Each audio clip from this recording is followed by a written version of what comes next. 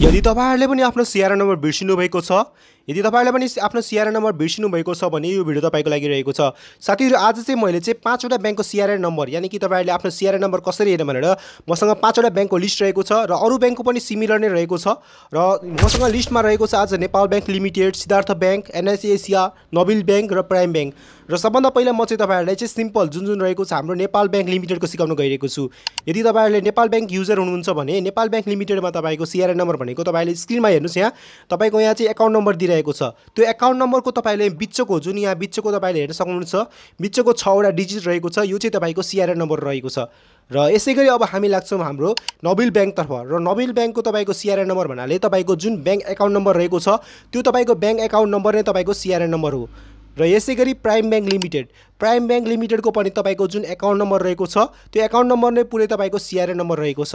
र यसैगरी तपाईको एनआईसी एसियाको मैले अलरेडी भिडियो बनाएको छु, मेरो पुरानो भिडियो गएर हेर्नु होला।